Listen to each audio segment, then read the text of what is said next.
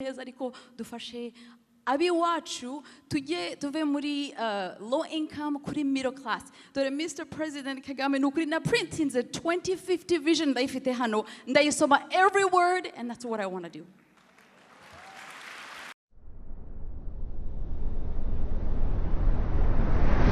Turi impanga mutubabarire nicyo tuma twasabye ngo tuvugire icyarimwe.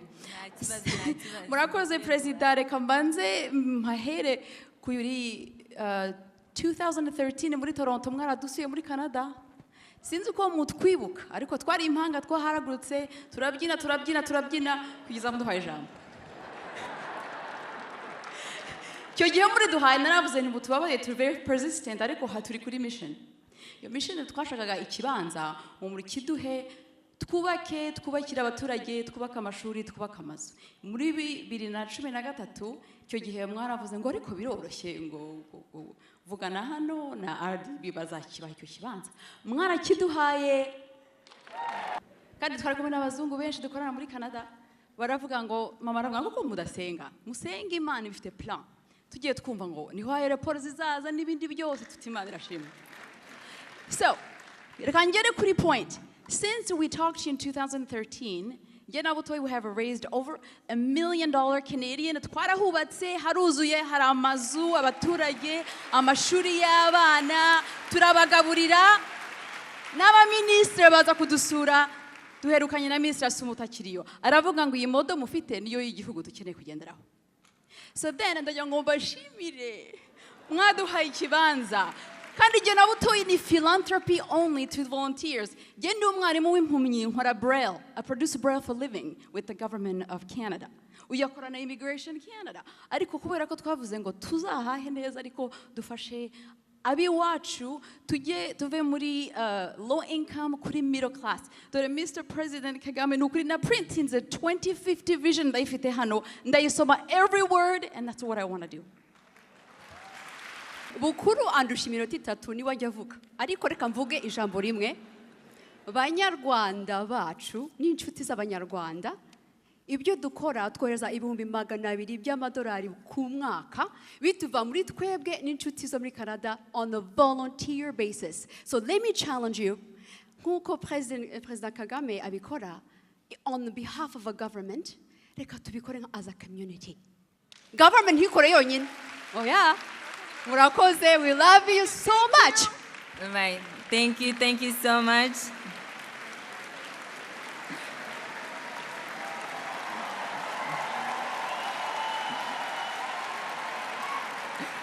Thank you. Where do I start from?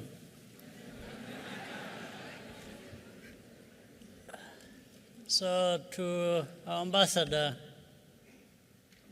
with all the kind words and everything, let me say, maybe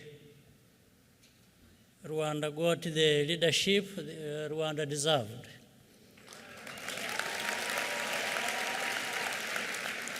And I'm saying this to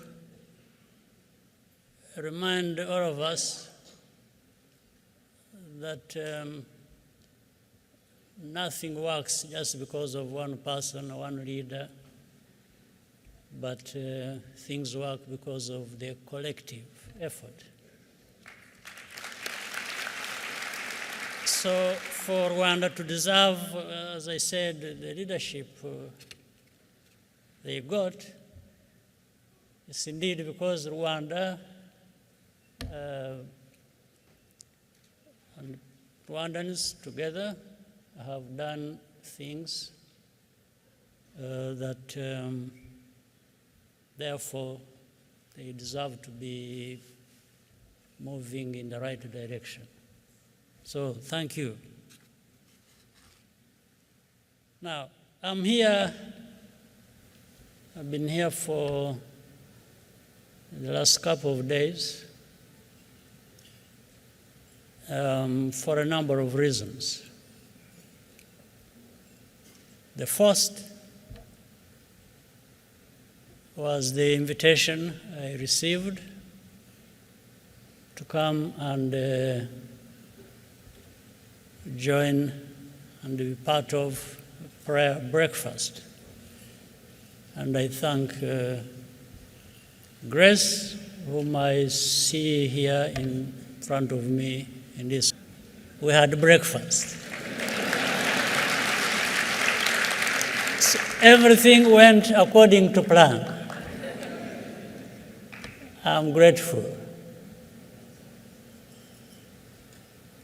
But coming here for prayer breakfast gave me a number of opportunities. One was to meet many other people here in the United States, public and private people who serve in those capacities. I also met, this time I'm meeting Rwandans from across the world, I should say.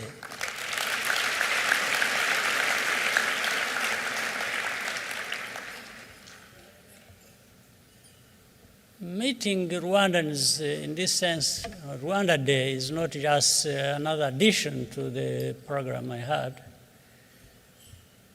It's a very important part of why I had to come here, even to answer the invitation I received for prayer breakfast. Because I normally, even for just Rwanda Day on its own, I have traveled places to meet and address a gathering like this. So all those were very important tasks for me to carry out while I was here.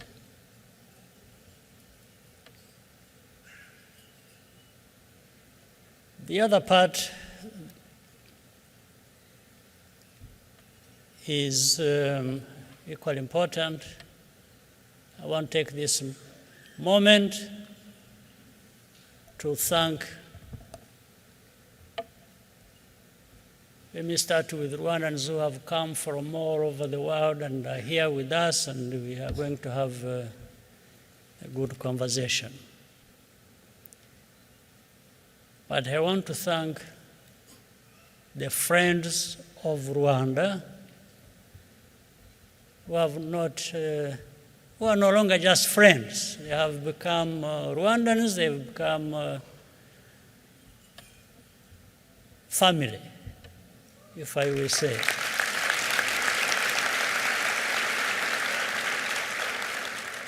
There are those who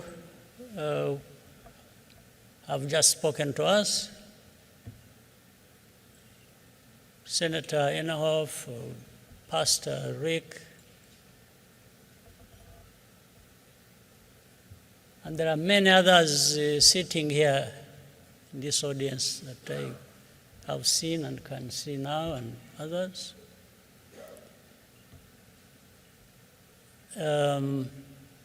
They've become, for the last 30 years, some of them, in actual fact,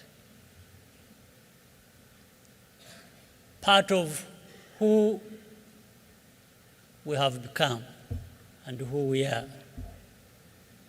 So I wanted to thank you.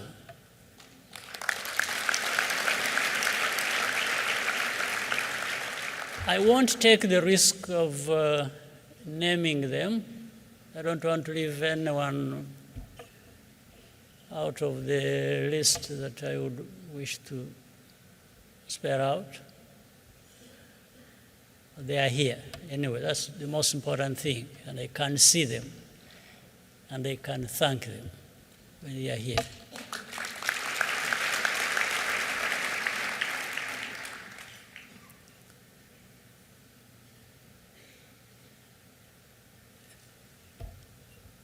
So there are things that happened during this time I've been here. There are things that didn't happen. Some people sometimes want to highlight what didn't happen. But I want to highlight what happened. That was very important for me and for Rwanda.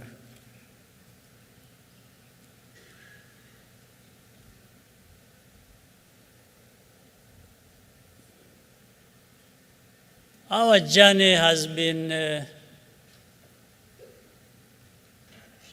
quite long and trying, difficult. But that's the beauty of it, that we are where we are through those difficulties. We have endured, we have survived. We want to do just as much to be better human beings, to be where we want to be. Some people in other parts of the world have taken for granted. We will be there no matter what.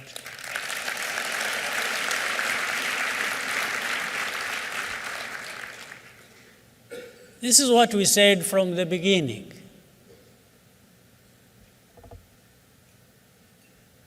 "30 years ago, now we're covering 30 years since the worst tragedy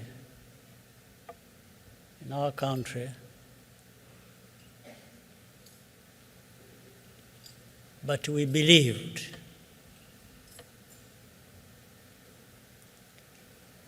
We wanted to live our lives, even so many lost theirs. And we promised ourselves. There is I think people say that lightning does not strike twice in the same place. Doesn't strike same place twice. Maybe. But for me, I want to be on the safe side.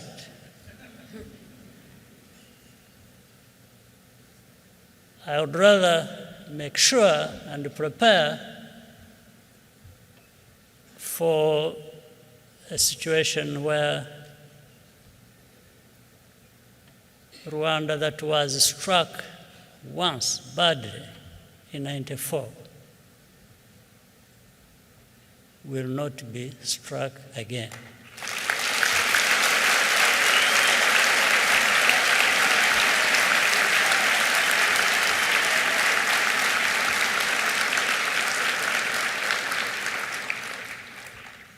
I want us Rwandans not to take chances. We just have to ensure that we are not going to be struck again.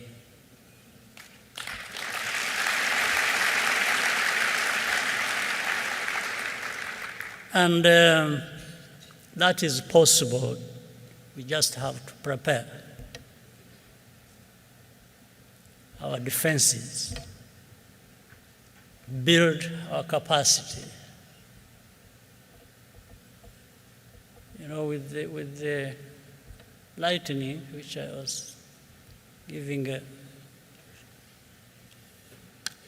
the example of, is something, maybe in some languages they call it something else, or even in the same language, English, but I know it as a lightning conductor. You put it on a house, and when the lightning strikes, everything goes down to the earth and leaves the building and the people and things intact in the house, if it was a house. So we have to make sure that we put in place this protective mechanism.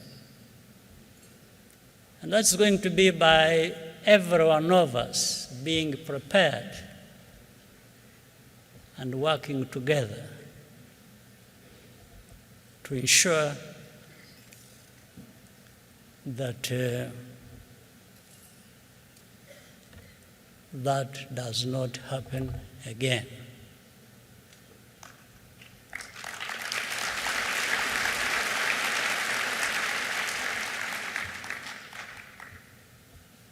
Earlier, the young lady mentioned something, and quickly to my mind, I knew where the story came from. Somebody must have let out our conversation, which was a bit private, and I know it must have come from Masai, who I'm seeing in the crowd. What he didn't tell you was that apart from scratching my head, I was busy turning my pockets and wondering where the money is going to come from. But nonetheless, even then I was convinced all that is possible.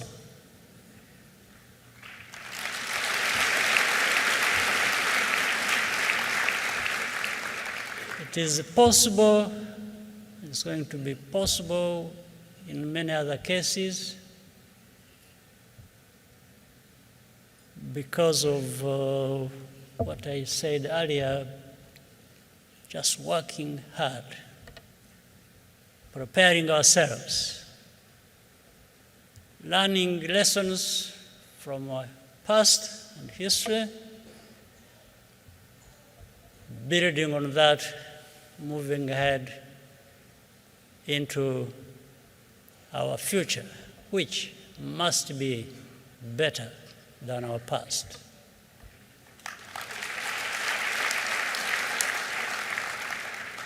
And you know, human beings are capable of many things, some of them as bad as what happened 30 years ago in our country. But human beings also have the capacity to do good things.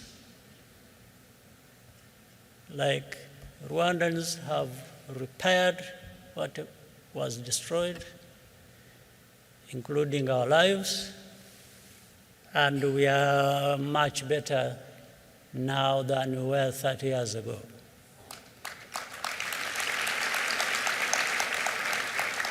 We just have to keep going. I was going to say don't relax, but I want you to relax. Only that remember that while you relax, you also, parallel to that, you need to be doing the right things, the right way, and the right speed. All right?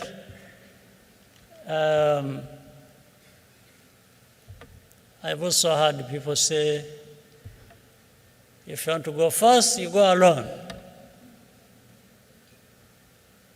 If you want to go and reach far, you have to go together.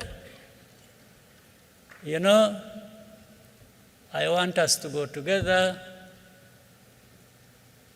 but I want us to go fast and reach far, both of them.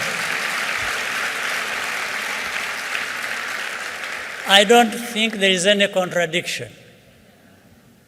You can go far and fast at the same time. That's what our situation compels us to do, and we must think like that. We must be able to do things and move fast, but we want to go far at the same time. And we really have ourselves either to blame or to thank for succeeding. Nobody else. Don't blame. If Rwandans fail, don't start looking for excuses and say, somebody somewhere, and then you start talking about colonial times, you start talking about, no. Those are over, behind us. So don't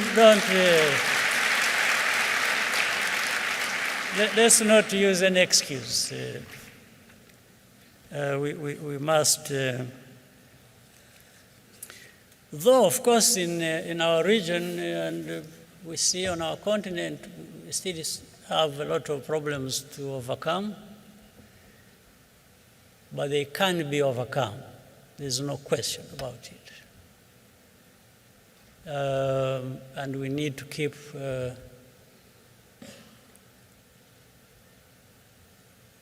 trying to work together, base what we are doing on facts, on truth, on evidence, and measure what we are doing, where we have come from, and where we have reached. And then you try to investigate to find what is it that delayed us, what is it that failed us, and you fix it, and we have to fix that. We are capable, and please, as Rwandans, we can't afford to waste the lessons learned from our tragedy. There are so many lessons, including that sometimes in time of need, you are on your own. So you prepare for when that time comes. If you were to be left on your own, you can still do something and survive and live and make progress. But that does not preclude working together with others and learning from them and benefit from what they offer. So these are things so for Rwandans who came from different places, and friends of Rwanda whom I mentioned too. The reasons for Rwanda Day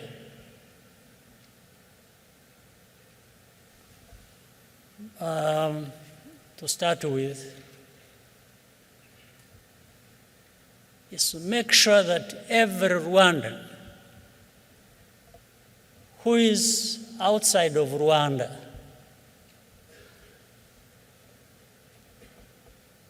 is connected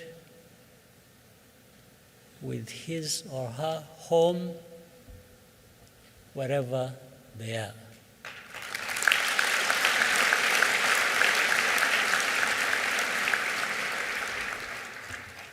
You can leave Rwanda and go wherever you want to go, but Rwanda should not leave you.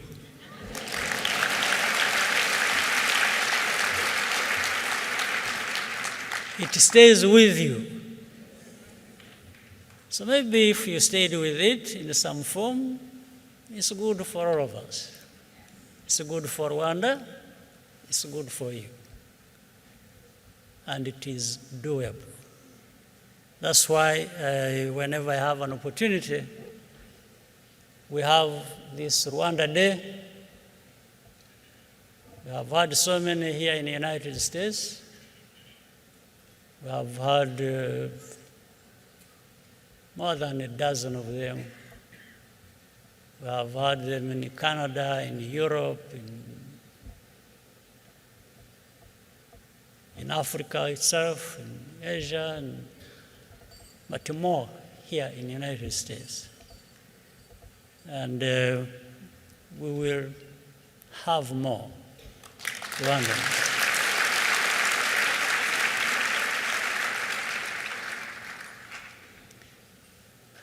So we are here now 30 years after the tragedy.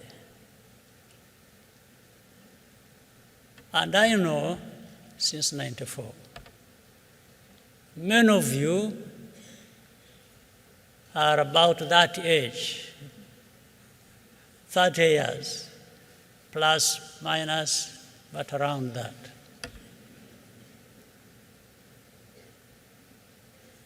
I want to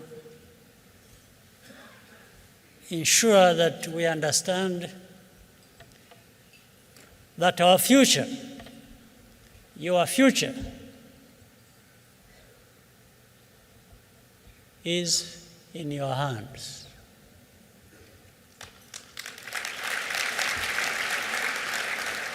The young people of our country, we want to be able to rely on you, to believe in you, to get a sense that you've been brought up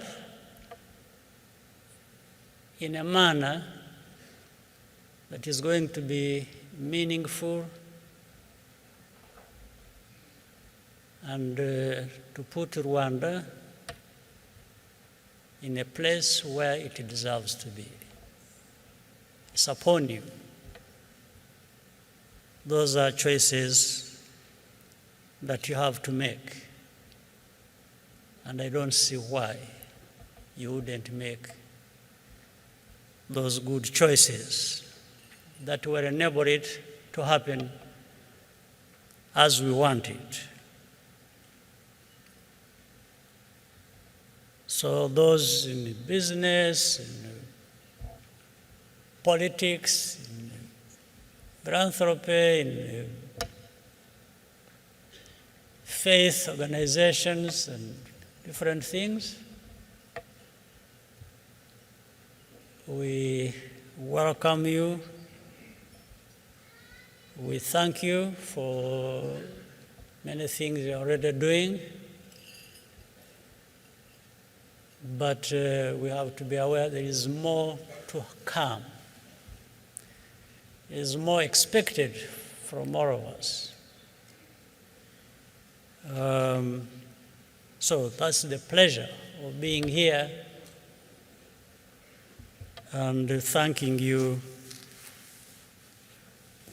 for what you're already doing and urging you to do more. Asking you to do more isn't like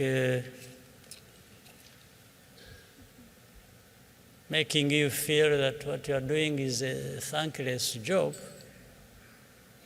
but just the reality of our situation and what is expected of us. So, and I said, where do I start from? I'm now struggling to find a way of ending this one. But I want to once again thank you. I think we have another part where we're going to have a conversation. And I hope we all enjoy that part as well. God bless you.